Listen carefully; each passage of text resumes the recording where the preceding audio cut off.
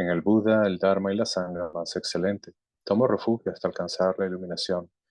Por el mérito de la generosidad y otras buenas obras, que alcance la budeidad para el beneficio de todos los seres sensibles. Sanje Chodan Sochi Chonam La Chancho Bardu Dagni Yapsu Chi Dagi Chinso Jipe Sonanji Drola Penchir Sanje Drupal Shok. Que todas las madres, seres sensibles y limitadas como el espacio, tengan felicidad y las causas de la felicidad, que sean separados del sufrimiento y de las causas del sufrimiento, que no sean separados nunca de la felicidad que es libre de penas, que reposen en ecuanimidad, libres de apego y aversión. Manam katan yampe semchen tanche de wada, de we yudan dempar yurche. Dunyal dan dunyal ye yudang dralwar yurchi. Dunyal me pe de wadang mi dralwar yurchi. Nye ren chadang nidan dralwe tamnyo la ne par yurchi. Vamos a hacer la ofrenda corta del mandala. La tierra salpicada de agua perfumada y decorada con flores, adornada con el monte Meru, los 4 continentes, el sol y la luna. Como una tierra búdica la ofrezco para que todos los seres sensibles disfruten esta tierra pura. Sashi pochu yukshin meto tram, rira blinshin nide yempadi, sanje shinla mikte pulwayi, drakum nandak chindu choparsho.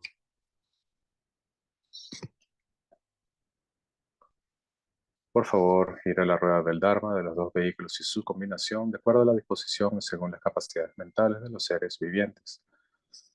Semchen Nanji Sampadang Loyi Chedrak Jitawa Chechun Tungmon Tekpayi Chayi Korlo Korduso.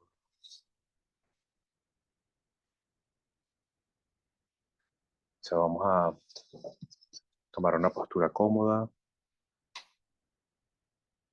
Vamos a cerrar nuestros ojos un momento.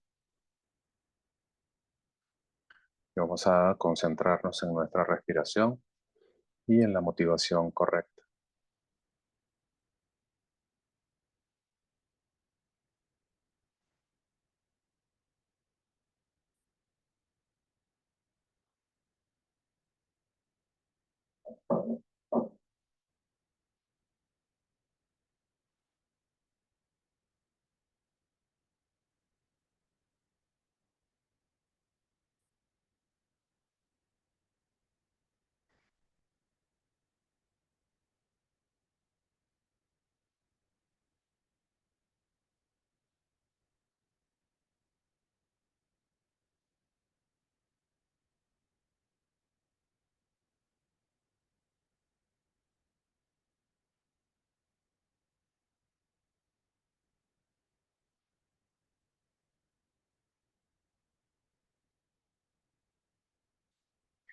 Bueno, muy buenas noches.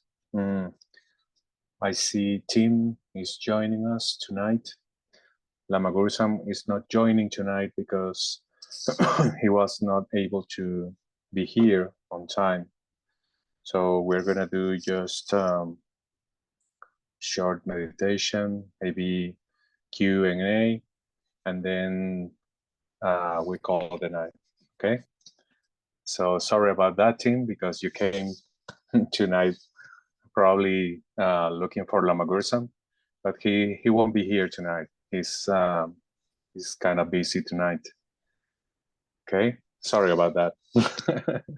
No, I'm happy to join. I know I don't speak very good Spanish, so I don't know if I can contribute much, but it's nice to connect with people anyway. Yes, that's good. That's good. Okay. Vamos a comenzar entonces con nuestro repaso. We're studying the words of my perfect teacher, but I have the text only in Spanish because usually Lama Gursam is the one that is reading in English, and he's not here tonight. Oh.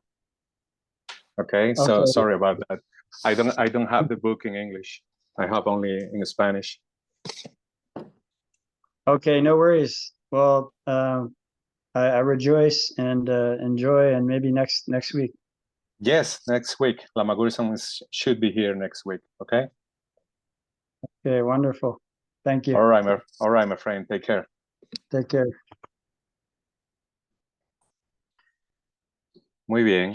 Entonces, la semana pasada estuvimos leyendo un poco el texto y estábamos hablando sobre el repaso de los tipos de sabiduría. Estuvimos hablando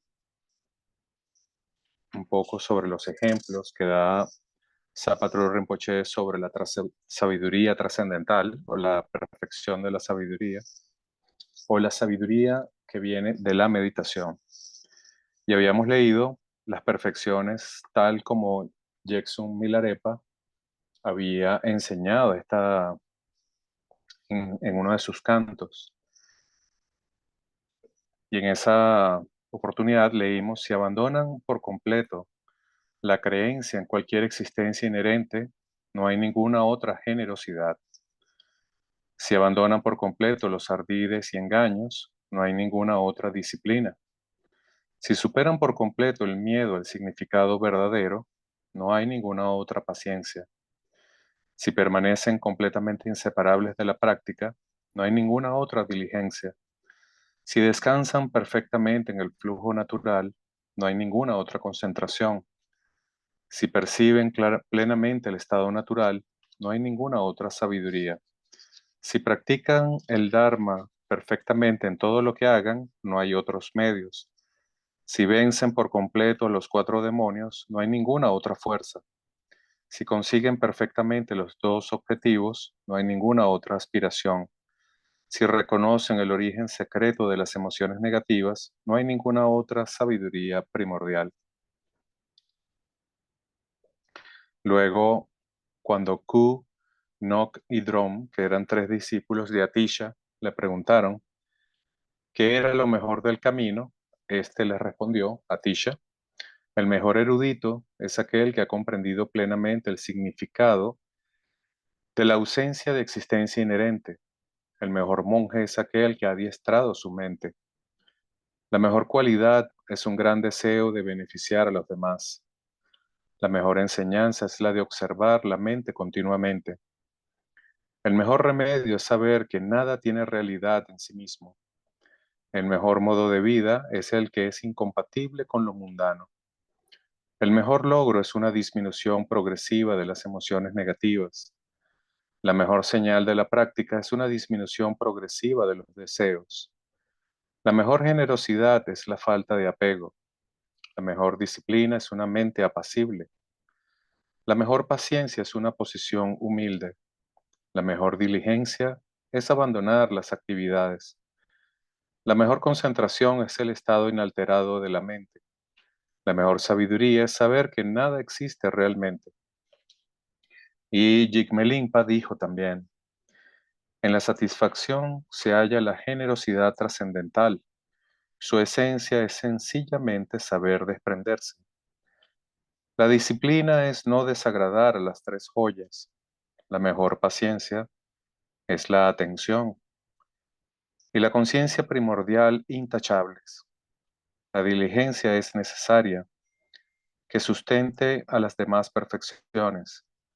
La concentración consiste en percibir como deidades todas las apariencias a las que uno se aferra. La sabiduría es la liberación espontánea del apego y el aferramiento. En ese estado no hay ni pensador ni pensamiento. No es algo ordinario, está libre de todas las convicciones rotundas. Está más allá del sufrimiento, es la paz suprema. No se lo digas a todo el mundo, guárdalo como algo sagrado en la mente. Todas las prácticas del vasto camino del Bodhisattva, como las 6 perfecciones trascendentales, ustedes recuerden que esto forma parte del capítulo de la Bodhicitta, y dentro del capítulo de la Bodhicitta estuvimos estudiando las 6 perfecciones que pertenecen a la bodhicitta de acción. Ustedes recuerdan, vamos a hacer ese pequeño repaso, que la bodhicitta se divide en dos. Tenemos bodhicitta de aspiración y bodhicitta de acción.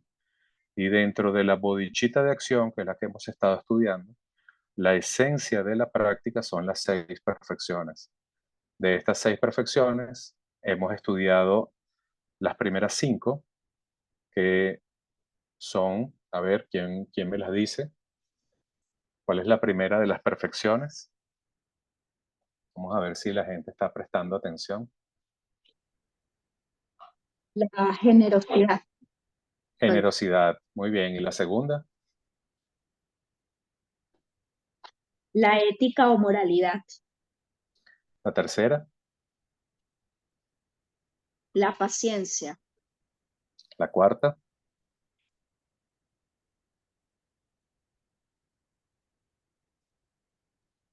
Me viene la concentración, ya va, ya te digo la cuarta, disculpa.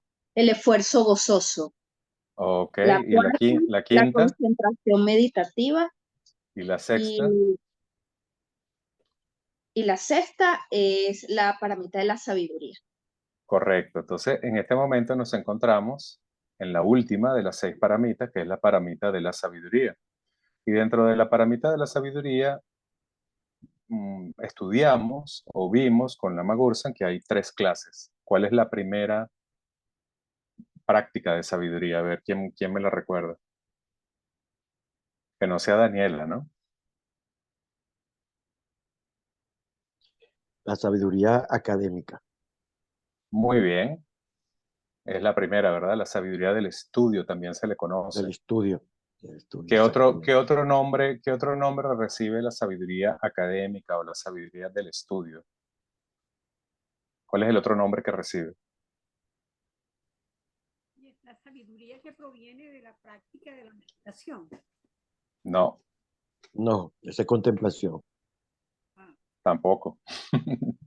Estamos hablando de que hay 3 tipos de prácticas de sabiduría. Y pregunté cuál era la primera, y Peter acertadamente señaló que la primera era la sabiduría académica, y luego añadimos que esa sabiduría también es la sabiduría del estudio. Pero aparte de ser sabiduría académica y del estudio, ¿qué otro nombre recibe esa primera clase de sabiduría? Bueno, creo que es el de recibimiento del Dharma. Perdón, no entendí, Peter. La del recibimiento del Dharma. En ese momento estamos recibiendo el Dharma, ¿no? Ok, pero digamos que tiene un nombre específico. Ese acto tiene un nombre específico. ¿Cuál será?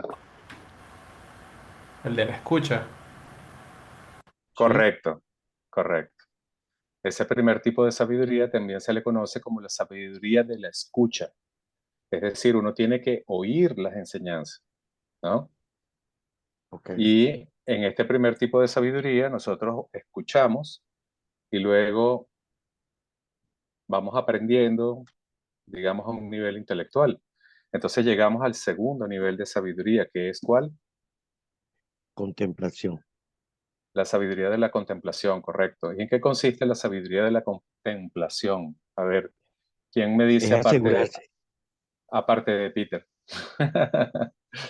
Otra persona, ¿quién me recuerda qué es la sabiduría de la contemplación?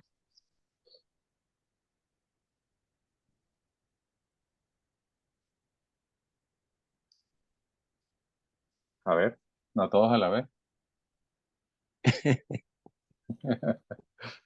¿Qué es la sabiduría de la contemplación? Dijeron muy bien la primera, pero ¿qué es la sabiduría de la contemplación y en qué consiste? Bueno, Pero sin que sea Peter. Aquí hay 12 personas, 13 personas. A ver, Daniel iba a decir algo. Adelante, Daniel. Pero no te oigo, Daniel. Estaba apagado mi micrófono, perdón. Muy bien, Es, adelante. es reflexionar y analizar lo que aprendimos a través del estudio. Correcto. ¿Cuál es la tercera clase de sabiduría? La tercera clase de sabiduría, ¿cuál es? La sabiduría Meditación. meditativa. De la Meditación. meditación, ¿no? ¿Y en qué consiste entonces la sabiduría de la meditación? A ver, En la práctica. Practicar lo que hemos consiste en, sí, en la práctica, pero digamos que para tú poder llegar a la práctica, ¿qué se supone que deberías haber hecho antes? Acuérdense que venimos del estudio, ¿verdad? Venimos de escuchar el Dharma, luego reflexionamos en el Dharma, ¿y qué se supone que debemos lograr con eso? Para poder llegar a la sabiduría de la meditación que se logra a través de la práctica, hay un requisito. ¿Cuál es el requisito?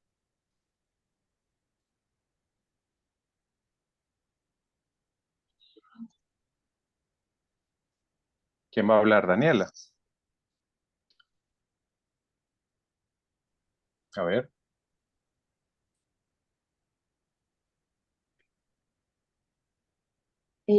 A ver, tal vez me equivoque, pero eh, no sé si este es el fin de reconocer que todo es ilusorio. No. Estoy hablando que el reconocer que todo es ilusorio es parte de la sabiduría de la meditación. Pero para tú llegar a eso necesitas un paso previo. Y ese paso previo viene de haber reflexionado y contemplado. Entonces, cuando tú contemplas y reflexionas, ¿qué logras? ¿Cuál es el paso previo para ir a la práctica?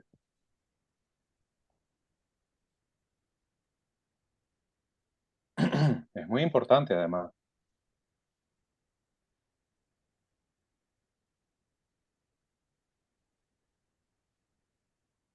Nadie se le ocurre. ¿Cuál puede ser la...? Quizá, Bueno, A ver, yo creo, ¿quién habla? lo- ¿Quién es yo? Porque veo varios micrófonos abiertos. yo iba a hablar, pero va a hablar Peter.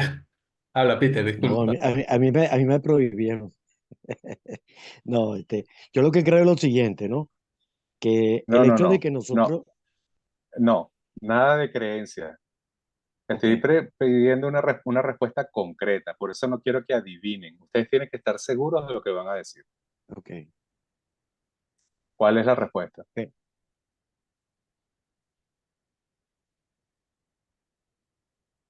Creo que la respuesta viene que con No, la sabiduría. creo no, creo no. No puedes usar la palabra, no puedes usar la palabra creo. Y no creo.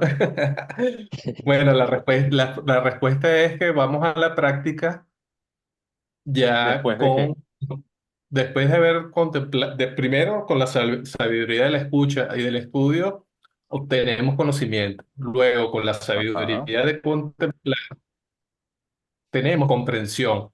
Y vamos a la ajá. práctica, sí, y ¿Con qué? ya podemos ir sin dudas. Correcto. Entonces, el paso previo para la práctica de la sabiduría meditativa es haber aclarado todas las dudas, no tener ninguna duda con respecto al significado, a la profundidad y al alcance de las enseñanzas. Por Entonces, eso es que el Buda dice, ese es el paso previo, es decir, tener una comprensión correcta. Eso se llama comprensión correcta. ¿Ok? ok, Y eso significa, no es lo que uno cree, porque si uno cree, significa que uno todavía está adivinando, está sí, tienes suponiendo. razón.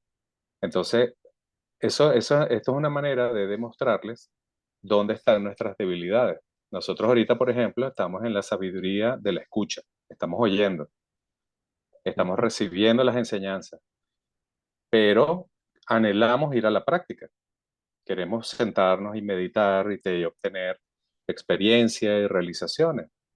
El problema está que si vamos con una mente oscurecida, con las dudas, Con du- o peor aún, oscurecida por una interpretación errónea o incompleta, entonces nuestra práctica puede ser fácilmente desviada por alguno de estos conceptos erróneos o puede ser obstruida por alguna de nuestras falta de comprensión, por incomprensión incompleta, etc. Entonces, el paso, cada paso tiene un resultado. ¿Cuál es el resultado de la sabiduría de la escucha, de la sabiduría, vamos a decir, del aprendizaje? ¿Cuál es el resultado que se supone que deberíamos obtener? Creo que es bastante obvio. El resultado es, a ver, combatir la ignorancia. no, ¿quién va a decir? Mercedes iba a decir algo, creo. Conocimiento. Conocimiento, ¿verdad? Ese es el resultado. Entonces, Eso es lo contrario a la ignorancia. sí, pero la ignorancia es como un elemento, vamos a decir, subsecuente. Aquí estamos hablando del elemento directo. El elemento directo que tú obtienes a través de la escucha es el conocimiento del Dharma. Y ese conocimiento tiene que ser completo. Y en la clase pasada, yo les comenté que una de las cosas más peligrosas que hay en el camino del budismo y en el camino espiritual en general no es no tener conocimiento, es tener un poco de conocimiento. Porque cuando tú tienes un poco de conocimiento y tú crees que tu conocimiento es completo, eso puede ser muy peligroso. Entonces, es preferible una persona que no tiene conocimiento y entiende que no tiene conocimiento a una persona que tiene poco conocimiento y cree tener mucho conocimiento. Entonces, el resultado de la práctica de la sabiduría de la escucha es tener un conocimiento completo. Y yo les puse el ejemplo de que nosotros teníamos que esforzarnos por estudiar el Dharma de forma completa y no seleccionar con pinzas, ¿verdad? Así como si fuera algo que escogemos, aquellas partes del Dharma que nos resultan cómodas o que de alguna forma se alinean con nuestras creencias o con nuestros conceptos. Porque si hacemos eso, estamos de alguna forma deformando la enseñanza. Y eso es algo muy común en la actualidad. La gente enseña un Dharma filtrado, con la idea de adaptarlo a los tiempos modernos, suprimen partes del Dharma creyendo que no son necesarias. Y eso es un gran error. El Dharma ha sobrevivido 2500 años aproximadamente porque se ha enseñado de forma completa de una generación a la siguiente. Y si nosotros comenzamos a suprimir partes del mismo, estamos contribuyendo a deformar las enseñanzas y a transmitirlas de forma incompleta, lo cual es muy peligroso. Entonces, el resultado de la primera práctica de sabiduría es obtener un conocimiento completo.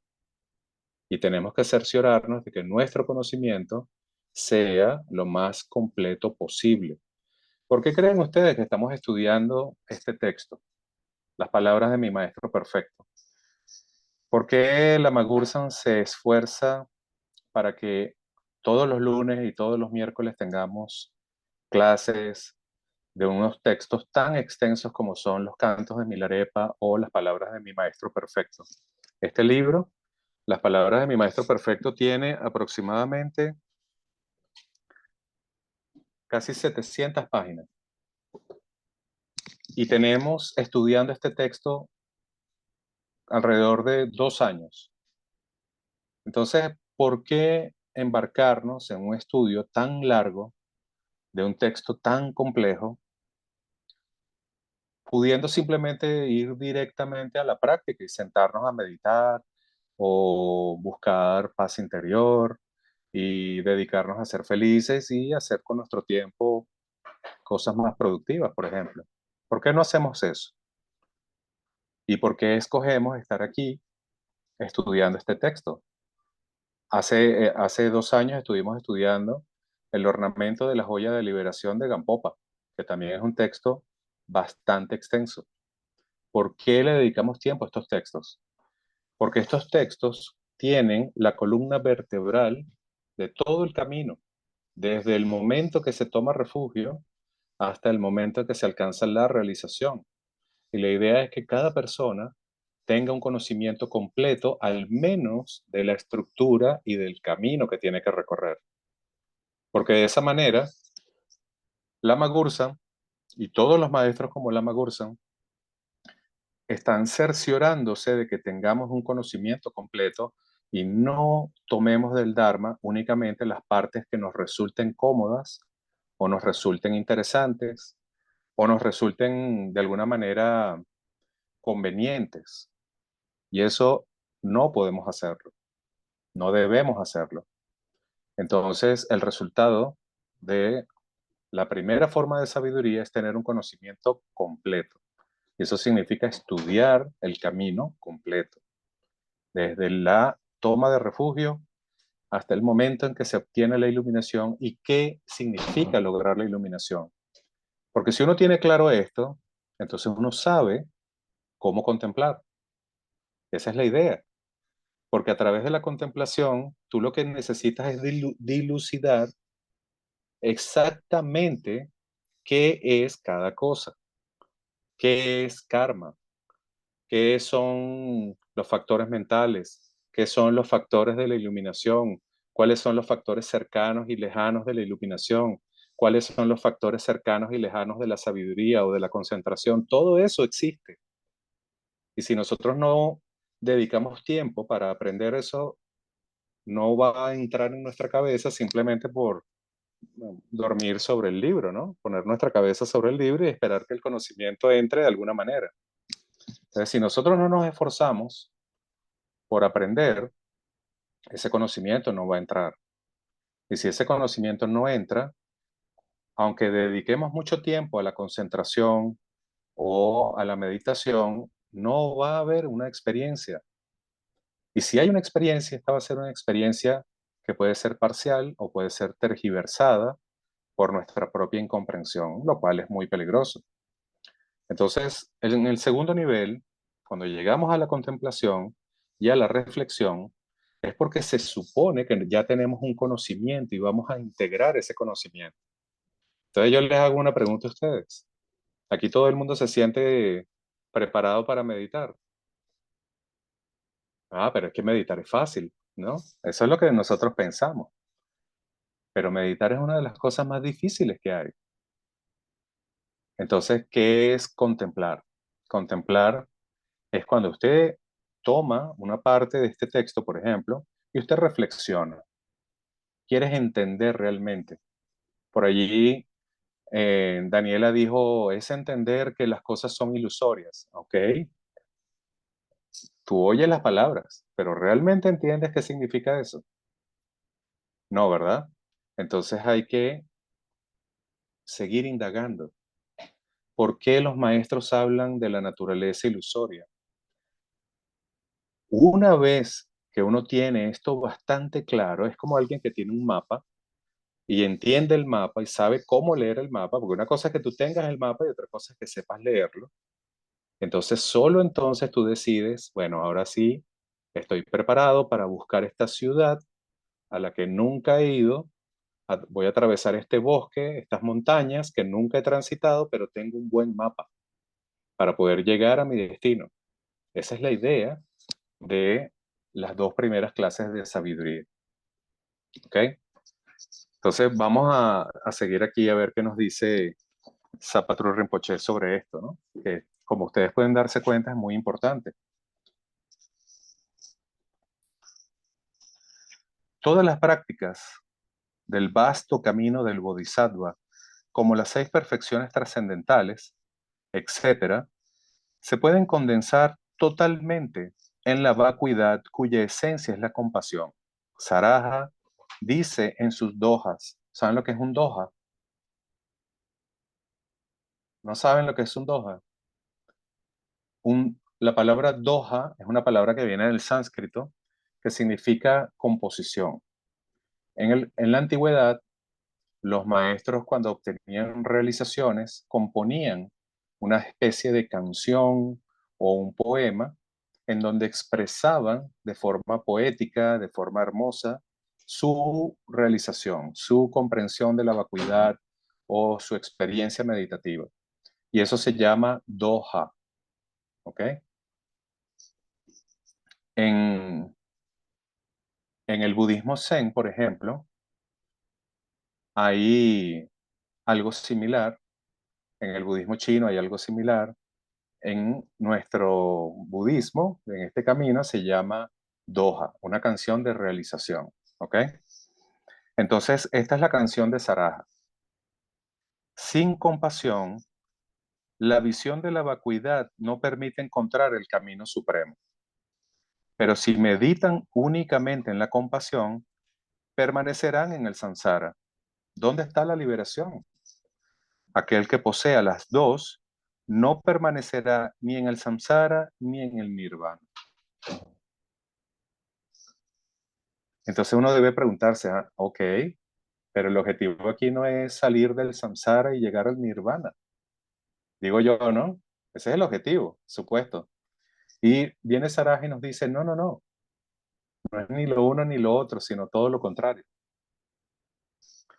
Entonces dice, aquí dice Sapatro Rinpoche, no permanecer ni en samsara ni en nirvana es el nirvana que no reside, el estado de la budeidad total.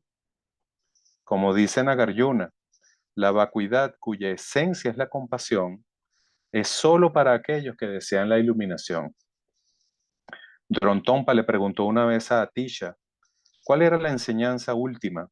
Y Atisha le responde, de todas las enseñanzas, la última es la de la vacuidad, cuya esencia es la compasión, contestó el maestro. Es como una medicina muy poderosa, una panacea universal que puede curar cualquier enfermedad en este mundo. Al igual que esa medicina muy poderosa, la realización de la vacuidad, la naturaleza de la realidad, es el remedio para todas las diferentes emociones negativas. ¿Por qué entonces tanta gente que proclama haber logrado la realización de la vacuidad no tiene menos apego y menos odio? Prosiguió Drontompa. Porque su realización son solo meras palabras, respondió Atisha. Si hubiesen logrado verdaderamente la realización de la vacuidad, sus pensamientos, palabras y acciones serían tan blandos como lo es pisar sobre una bala de algodón, o tan finos como la sopa de zampa, condimentada con mantequilla. Aryadeva dijo que simplemente cuestionarse si todas las cosas están vacías por naturaleza o no, haría que el samsara se desintegrara. La verdadera realización de la vacuidad es, por lo tanto, la panacea última que abarca todo el camino espiritual. ¿Cómo puede estar contenido todo el camino espiritual en la realización de la vacuidad? Le pregunta Drontompa. Le pregunta a Atisha. Y Atisha responde, todo el camino espiritual está contenido en las 6 perfecciones trascendentales. Si se logra verdaderamente la realización de la vacuidad, ni el deseo, ni el apego, ni el aferramiento subsisten hacia nada de dentro o de afuera, y se posee continuamente la generosidad trascendental. Sin apego ni aferramiento, no se está nunca cubierto de las manchas de las acciones negativas, y la disciplina trascendental está presente sin interrupción. Sin ningún concepto de yo y mío, no hay enfado, y siempre se tiene la paciencia trascendental. Como la mente está plenamente gozosa debido a la realización de la vacuidad, la diligencia trascendental está siempre presente, sin distracciones que vienen de aferrarse a las cosas como sólidas. La concentración trascendental está siempre presente. Como no se conceptualiza en términos de sujeto, objeto y acción, la sabiduría trascendental está presente ininterrumpidamente. ¿Pueden aquellos que han percibido el verdadero significado de la vacuidad llegar a ser Budas simplemente teniendo esa visión de la vacuidad y meditando en ella? Preguntó Drontompa. De todo lo que percibimos como formas y sonidos, no hay nada que no surja de la mente. Reconocer que la mente es conciencia primordial inseparable de la vacuidad es la visión. Preservar continuamente presente en la mente ese reconocimiento sin distraerse es la meditación. Practicar en ese estado las dos acumulaciones como ilusiones mágicas es la acción. Si adquieres experiencia en esta práctica, estará presente en tus sueños. Si está presente en tus sueños, estará presente en el momento de la muerte. Y si está presente en el momento de la muerte, estará presente en el estado intermedio. Si está presente durante el estado intermedio, puedes estar seguro de que obtendrás la realización suprema. Las 84.000 puertas de acceso al Dharma que el victorioso enseñó no son más que medios hábiles para hacer que la bodhicitta, la vacuidad, cuya esencia es la compasión, se genere en nosotros. Una respuesta, ¿no? Entonces, por eso se hace tanto énfasis en el estudio y en la contemplación. Porque cuando llegamos a la sabiduría, se supone que ya nuestro objetivo es comprender qué es la vacuidad, qué es la compasión y cómo la compasión y la vacuidad son inseparables y cómo la compasión y la vacuidad forman la bodhicitta y cómo la bodhicitta es la esencia de la mente. Entonces, si nosotros entendemos eso de manera correcta, cuando vamos a meditar, cuando nos sentamos a meditar, ya tenemos ante nosotros el camino de forma clara y lo único que tenemos que hacer es recorrerlo. Y eso, de alguna manera, según explica Atisha, es una realización que comienza a influir en nuestra percepción. Y significa que incluso durante el día vamos a mantener esta percepción de la unión de la compasión y la vacuidad, o de la mente y la vacuidad, que es lo mismo, o de la bodhicitta y la vacuidad. Y luego esa percepción la vamos a llevar a nuestros sueños. ¿Y qué significa eso? Básicamente significa que cuando estás soñando, tu mente no se aparta de la bodhicitta.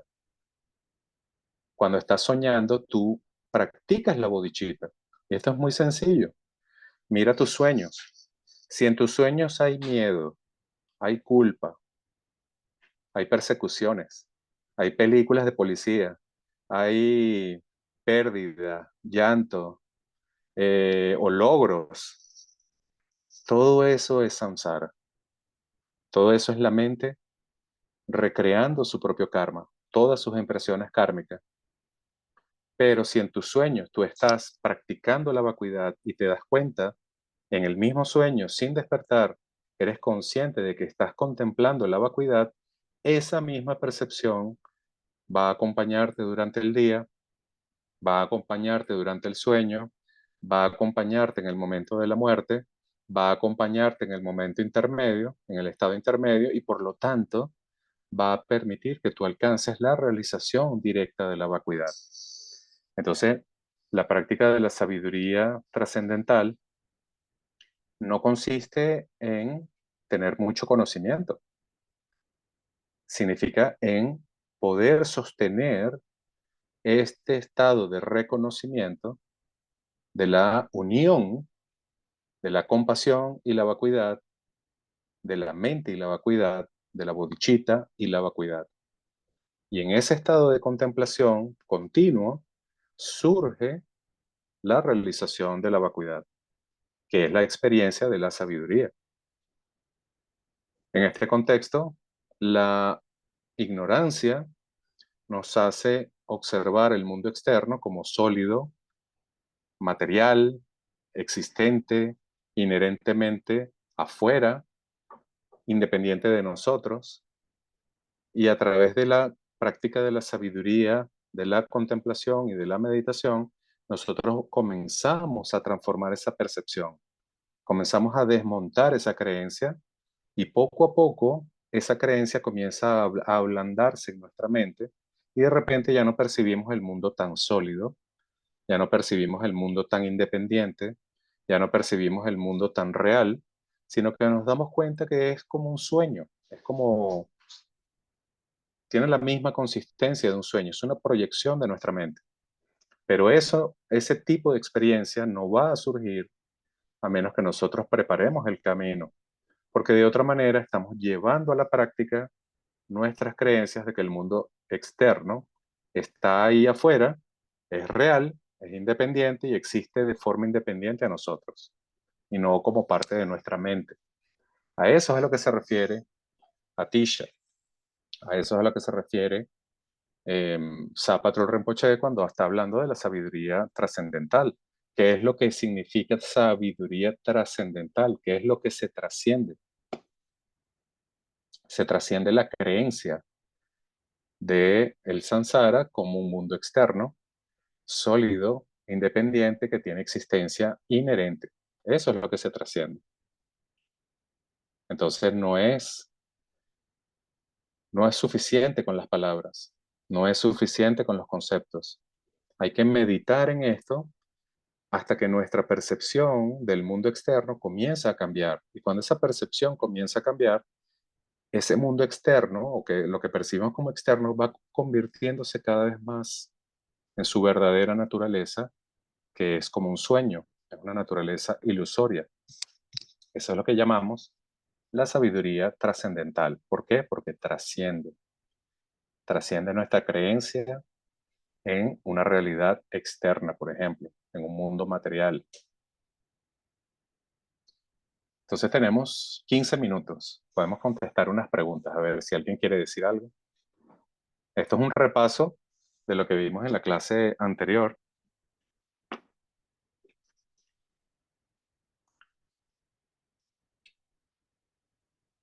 Y mientras ustedes piensen en alguna pregunta, les voy a terminar de leer esta página que es muy buena.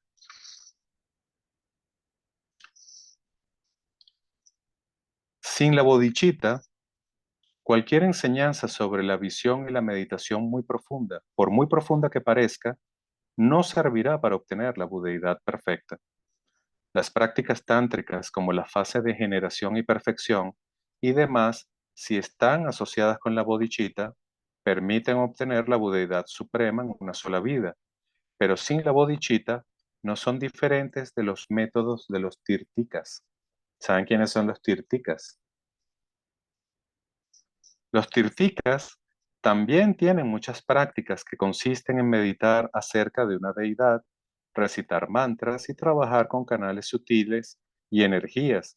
Ellos también se rigen por el principio de causa y efecto, pero debido a que no toman refugio ni generan la bodhicitta, no pueden conseguir la liberación de los reinos del samsara. Por eso Geshe Karak Gongchum dijo: no sirve de nada tomar todos los votos, desde los del refugio hasta los samayas tántricos, si no se aparta la mente de las cosas de este mundo. Es inútil predicar constantemente el Dharma a los demás, a menos que se haya apaciguado el propio orgullo. Es inútil hacer progresos si los preceptos de la toma de refugio están postergados al último lugar. Y es inútil practicar día y noche, a menos que se asocie esa práctica con la bodhicitta. Así que esa es la práctica de la sabiduría. A ver, ¿alguna pregunta? Piensen un momento.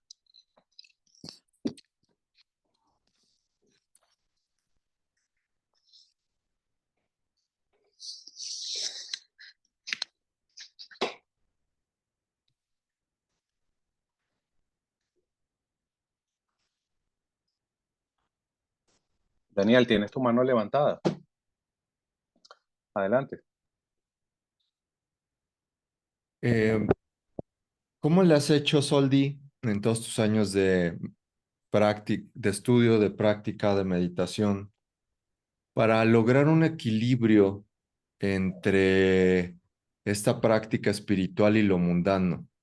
Porque he sentido que muchos textos que hemos leído aquí, que Lama Gursam nos ha enseñado, y aunque sé que ha mencionado que pues tenemos que trabajar y todo esto, ¿no? Nos ha dicho principalmente en las sesiones de Milarepa. Eh, ¿Cómo has encontrado tú este equilibrio entre lo mundano y tu práctica espiritual? Muy bien. Me estás preguntando directamente a mí, ¿no? Ok. Te voy a decir cómo lo veo yo. La práctica del Dharma no es algo que se aparta de lo mundano. De hecho, mi práctica del Dharma es hacer todo lo mundano de acuerdo al Dharma y practicar el Dharma de acuerdo a lo mundano. ¿Eso qué significa? Que yo no hago una separación porque la separación es dualidad. Si yo digo, esta es mi práctica espiritual y esta es mi práctica ordinaria, mi práctica mundana o mi vida mundana, entonces siempre va a haber conflicto entre las dos. Pero cuando yo como, esa es mi práctica del Dharma. Cuando yo duermo, esa es mi práctica del Dharma. Cuando camino, esa es mi práctica del Dharma. Cuando estudio, es mi práctica del Dharma. Cuando incluso me río o comparto con mis amigos, esa es mi práctica del Dharma. Lo que hago es que nunca separo en mi mente las dos cosas. Y todo lo que hago, siempre lo veo como parte de mi práctica. Y de esa manera nunca tengo conflicto. Al contrario, por ejemplo, cuando estoy alimentando mi cuerpo, hay varios niveles de hacer esto, ¿no? Pero, por ejemplo, yo observo mi cuerpo como una ciudad en donde habitan millones de seres. Entonces yo digo, estoy alimentando a todos los millones de seres que habitan en este cuerpo. Y hacia todos esos millones de seres yo desarrollo la bodichita. Ojalá todos esos seres estén felices, estén contentos y estén en paz. No estoy hablando de los seres que habitan el mundo, ¿no? Pero nada más en mi cuerpo hay algo así como 30 billones con B de seres, que yo creo que es un buen número para comenzar, ¿no? Entonces ese buen número, yo digo, por lo menos estos que están aquí, los puedo ayudar alimentándome correctamente, ¿no? Y así voy. Entonces yo no tengo esa disyuntiva y así lo hago también con mi trabajo cuando voy a trabajar. Por ejemplo, si mi trabajo es ayudar a alguien, entonces yo veo a esa persona como si fuese Tara o fuera Chenrezig y entonces hago mi trabajo como si fuera una ofrenda que estoy haciendo a la deidad. Entonces de esta manera siempre estoy tratando de transformar mi visión ordinaria en una visión dármica. Entonces no tengo ese tipo de conflicto. ¿Entiendes? De hecho, en mi, vamos a decir, en mi pobre capacidad, yo creo que no hay nada que sea ordinario. Todo es extraordinario. Respirar es extraordinario. Poder comer es extraordinario. Poder reír, poder abrazar, poder caminar, todos son milagros. Solo que no los vemos como milagros, los damos por sentados hasta que no los podemos tener. Entonces ahí nos damos cuenta de la importancia que tienen y de que son en realidad cosas extraordinarias, ¿no? Entonces yo no veo nada como ordinario. Para mí todo es parte de mi práctica. Bueno, así trato, ¿no? Así trato yo. Y te doy esa respuesta porque me preguntaste, entonces, ¿ok? Así que bueno, espero que eso sea de alguna utilidad, ¿ok? A ver, ¿alguien más tiene alguna pregunta? Mm, si ustedes no preguntan, yo pregunto. Vamos a ver. ¿Qué son los tirtikas? Buena pregunta, ¿verdad? Porque acabo de mencionarlo. Y ustedes saben quiénes son los tirtikas.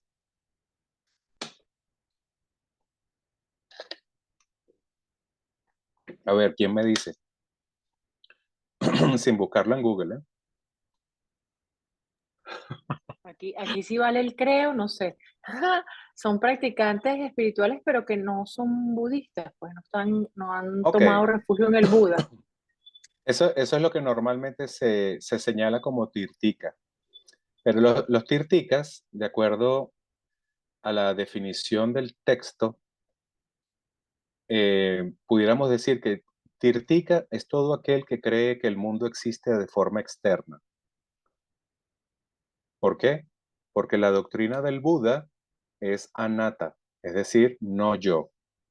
Entonces, si el mundo es no yo, significa que no es un lugar creado y por lo tanto no tiene una existencia inherente e independiente. Entonces, todo aquel que ve el mundo externo como un lugar que existe de forma independiente y de forma real, inherente, independiente, de acuerdo a esa definición, es un tirtika. No solamente que no crea en el budismo o que no tenga confianza en el Buda o ese tipo de cosas, ¿no? Aquí se trata un poco de la visión, la diferencia entre el eternalismo y el nihilismo. Entonces, todo el que tiene una visión eternalista es un tirtika. Y todo el que tiene una visión nihilista es un tirtika. Entonces alguien dice, bueno, no hay nada, lo que hay es esta materia que está viva por causas que se han reunido y cuando me muera ya no hay más nada. Entonces ese también es un tirtika. Y el Buda enseña cómo diferenciar estos dos extremos del camino del Dharma. Entonces, ni somos eternalistas ni somos materialistas. No somos tampoco creyentes en que lo único que existe es este momento y ya después no hay más nada. Ni tampoco creemos que hay una esencia que perdure a través del tiempo, eternamente, que se une a un creador, por ejemplo. Entonces, estos dos puntos de vista es lo que define a un tirtika, eternalismo o nihilismo. No necesariamente es el hecho de que no crea en el Buda o que no crea en el Dharma, porque incluso dentro de las escuelas budistas, una de las primeras escuelas budistas sostenía que la materia tenía una existencia real. Es decir, aquellas escuelas que se basan más en la ley del karma, de causa y efecto, y ven el lugar, el mundo externo como algo que tiene una existencia de alguna forma real, entonces aún esa persona, siendo budista, tiene un punto de vista extremo. Entonces eso también existe dentro del budismo. Pero para no enredarnos, acuérdense que es la distinción entre el eternalismo o el nihilismo o materialismo. ¿Ok? A ver, ¿qué otra pregunta tenemos por ahí? Quedan 5 minutos. Yo tengo una pregunta. Adelante. Eh, ¿Se puede alcanzar la iluminación o sí, la iluminación sin meditar? Porque escucho en el poema que practicas las 6 paramitas de forma trascendental. Entonces, Ujú. se puede alcanzar, cuando digo meditar es sentarte a meditar como lo hacen los grandes yogis. Ok, esa es una pregunta interesante. El camino de la meditación, tenemos que ver que la meditación es un medio hábil, ¿verdad? Es un método. Pero la iluminación es otra cosa. Entonces, digamos que la meditación es lo que nos prepara, es lo que nos entrena. ¿Y a qué nos prepara o a qué nos entrena? Nos entrena a reconocer la naturaleza última. Para eso es que es la meditación. La meditación no es para iluminarte. Entonces, muchas personas creen que si meditan, se iluminan. Y por eso el énfasis aquí es en reconocer, entender, para luego poder practicar.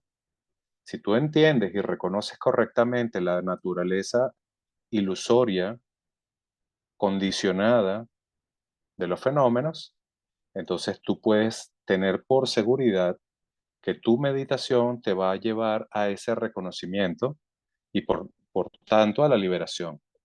Pero si eso no está presente, es decir, un verdadero reconocimiento y una verdadera comprensión, tú puedes meditar durante mucho tiempo y no llegar a esa comprensión, no llegar a esa realización. Entonces, ¿de qué depende que surja esa experiencia de realización? Dependerá del estado de tu mente y de cómo tú enfocas tu práctica. Entonces, la pregunta, o mejor dicho, ¿sí se puede? Sí, claro que se puede alcanzar la iluminación sin meditar. Un ejemplo de esto fue Naropa. el gran erudito de Nalanda, que fue discípulo de Tilopa. Naropa enfrentó 12 grandes pruebas que le puso Tilopa y 24 pruebas menores, fueron un total de 36. Y en ninguna de esas, Naropa se sentó a meditar. Y después de haber superado todas estas pruebas, Naropa todavía estaba esperando que Tilopa le enseñara a meditar. Y entonces le hace una pregunta así como diciendo, bueno, mire, ¿y cuándo vamos a meditar? Una de esas preguntas que puede hacer, tú sabes, un discípulo tonto como uno. Y entonces Tilopa se quita la sandalia y le da un cholazo por la frente a Naropa. ¡Pah! Y se dice que en ese momento Naropa entiende y se ilumina. Y es un caso de alguien que se ilumina sin meditar. Ahora, ¿quién de nosotros es como Naropa? No creo que haya nadie como Naropa vivo en este momento en el mundo. Pero de que es posible, es posible. Pero para el resto de nosotros, la meditación es necesaria. ¿Ok? Entonces, la meditación, como dije, enfocada con el conocimiento correcto y con la percepción y la comprensión correcta, puede llevarte muy cerca de la iluminación. Pero la iluminación en sí misma no es algo que se logra a través de la meditación. La meditación es simplemente algo que nos acerca, y eso hay que tenerlo claro. En realidad, la experiencia de la iluminación, si fuese un lugar o una cosa al cual tú pudieras aproximarte, entonces sería mucho más fácil. Pero resulta que la iluminación no es un lugar, no es una dimensión, no es un estado, porque la iluminación no es ningún fenómeno condicionado. Pero, mientras tanto, necesitamos meditar. ¿Ok? De hecho, voy a poner este ejemplo que no es de Lama Gursan, es un ejemplo que escuché el domingo en la clase de Drupon, pero es totalmente relevante. Drupon contó que la gente ve a Milarepa como el discípulo más importante de Marpa, pero resulta que Marpa tenía otro discípulo que sí alcanzó el cuerpo de arcoíris. Milarepa no pudo alcanzar el cuerpo de arcoíris. ¿Y saben por qué Milarepa no pudo alcanzar el cuerpo de arcoíris? Que es el logro último. Porque la compasión de la esposa de Marpa, que es Dakmema, continuaba de alguna manera interponiéndose en la práctica de Milarepa. En cambio, este otro discípulo de Marpa, Drupon no mencionó el nombre, pero era el que se encargaba de cuidar los caballos. Él era el que cuidaba los caballos de Marpa. Ese discípulo alcanzó el cuerpo de arcoíris. Y entonces Drupon decía, por eso es tan importante que tu práctica y tu meditación estén completamente integrados. En este caso, este discípulo logró el cuerpo de arcoíris a través de la compasión que sentía hacia los animales y hacia los seres. ¿Ok? Entonces, bueno, es un ejemplo que quizás pueda ser útil aquí. Pero bueno, no se nos ha acabado el tiempo. Agradezco a Neida, a Daniel y a todos los que intervinieron. Recuerden que el objetivo de esta clase es hacer un repaso. Y para la semana que viene, la Magursan va a estar presente. Esperemos que así sea, ¿no? Entonces vamos a hacer las oraciones de dedicación. No sé si alguien me puede ayudar. Ya tengo una hora hablando. Si alguien me quiere ayudar a leer las oraciones. Yo quiero. Adelante, señorita. Oraciones de dedicación. Dorje Chan, Tilopa, Naropa, Marpa, Milarepa, Señor del Dharma, Gambopa, Pamudrupa y Señor Dricumpa. Por favor, confieran a nosotros las más auspiciosas bendiciones de todos los lamas Kai. Pasen. Por esta virtud que pueda yo lograr el estado de omnisciencia y que todos los quienes transitan en las olas de nacimiento, vejez, enfermedad y muerte atraviesen el océano del samsara derrotando a todos los enemigos. Confusión, la causa del sufrimiento. Bodhicitta, la excelsa y preciosamente, en donde no ha nacido que surja, en donde ha nacido que no disminuya, que sí, sino que siga profundamente. Ruego por el ama tenga buena salud y larga vida. Ruego por que sus actividades del Dharma se difundan a lo largo y ancho. Ruego para no ser separado de ustedes. Como Manjusri, al igual que Samantabhadra, realizó este estado último de la budeidad, yo seguiré su camino y compartiré el mérito con todos los seres. Por la bendición del Buda, quien alcanzó las tres kayas, por la bendición de la verdad inmutable del Dharma como tal, por la bendición de la indivisible orden de la Sangha, que el mérito que comparto fructifique.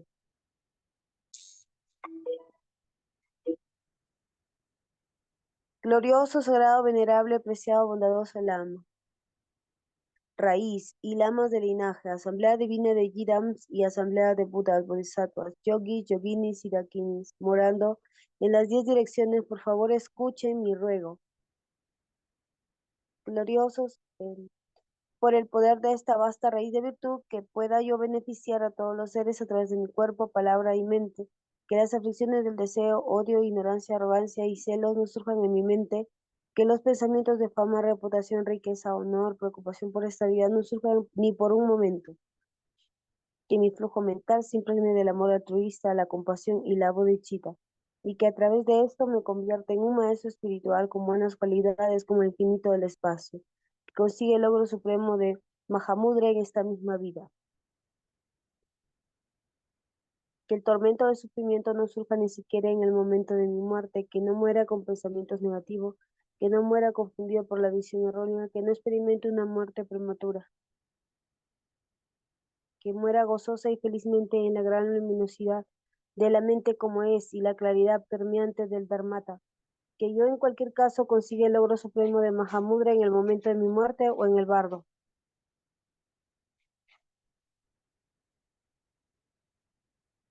Que por las virtudes acumuladas en los 3 tiempos, por mí y por todos los seres de Samsara y Nirvana, y por la raíz innata de la virtud, todos los seres sensibles alcanzan rápidamente la insuperable, perfecta y completa y preciada iluminación. Que las enseñanzas de Grande Rikumpa Ratnashri, quien es omnisciente Señor del Dharma, maestra de la interdependencia, continúe e incremente a través del estudio, la práctica, la contemplación y la meditación hasta el fin del samsara. Sus oraciones de larga vida, su santidad, 14º Dalai Lama, en este reino rodeado de montañas cubiertas de nieve que son la fuente de todos los beneficios y la felicidad sin excepción. Tenzin Gyatso, tú que eres uno con Avalokiteshvara, que permanezca firme hasta el final del samsara. Su santidad Rikun Gyabun Chetsan Rinpoche, personificación de las 3 joyas preciosas, Padmapani, el que sostiene las enseñanzas del victorioso, viendo el significado todo bondad con el ojo de la sabiduría, usted que establece actividades espontáneamente, tenga larga vida por cientos de kalpas. Su santidad Rikun Gyabun Chetsan Rinpoche, noble Manjusri, señor de la palabra, el que manifiesta a sostener las enseñanzas de la triple gema, el que alcanza la lámpara de las sabias enseñanzas, que usted, que es la luz del Dharma, tenga larga vida por cientos de kalpas.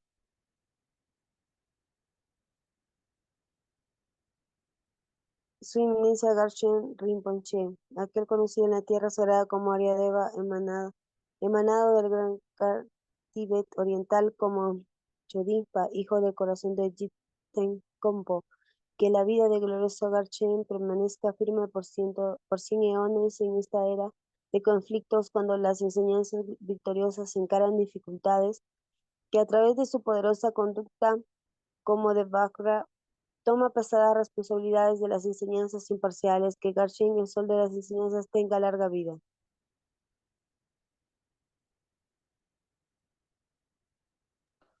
Chanchuk Sancho Rinpoche Ma Jepa Nam Che Yurchi Jepa Nyampa Me Paryang Gonne Gondupel Warsho.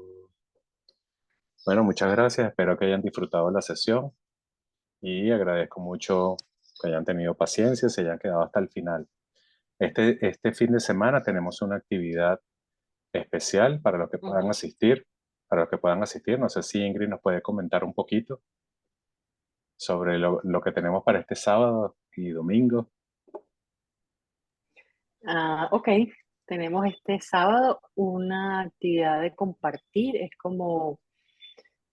un tea party, pero vamos a tener la presencia de Lama Kusali Kumpen en Venezuela.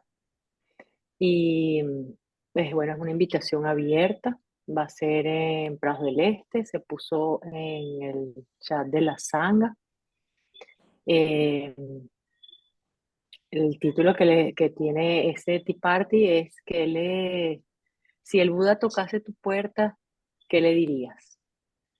Están todos invitados y bueno, aprovechemos la oportunidad que tenemos un lama en Venezuela. El domingo va a haber, eso no sé si dije que era el sábado a las 3 de la tarde. Y el domingo también, después de las actividades de Drupal y después del almuerzo, también se van a dar unas enseñanzas que también vamos a pasar en la información por el chat. Si alguien en el chat está mi teléfono, estoy como Ingrid Hernández, entonces cualquier duda me pueden escribir. Y bueno, bienvenidos, aprovechemos. Bien, bien. Esto se dio así como un hecho muy afortunado y no estamos seguros si vamos a poder hacerlo online también, pero vamos a tratar. Si se puede, lo hacemos también online para que se puedan conectar todos los que quieran. Pero los que están en Caracas, si pueden acercarse personalmente, sería muy bueno hacer el apoyo de la actividad con su presencia. ¿Ok? Bueno, muchas gracias, Ingrid. Feliz noche, cuídense mucho y también quería decirles que a lo mejor vienen unos cambios en las actividades que tenemos durante la semana. Se los vamos a ir informando por el chat, así que estén pendientes por el chat para que sepan algunos cambios que vamos a introducir para las prácticas, sobre todo las prácticas durante la semana, ¿ok? Cuídense mucho y que descansen. Gracias, Sol. Gracias, Sol. Soldi. Gracias a todos. Roxana, gracias. Ingrid. Buenas noches para todos. Gracias, Soldi. Buenas noches para todos los miembros de la Sangha. Gracias, Roxana, por leer las oraciones. Ah, ya se fue.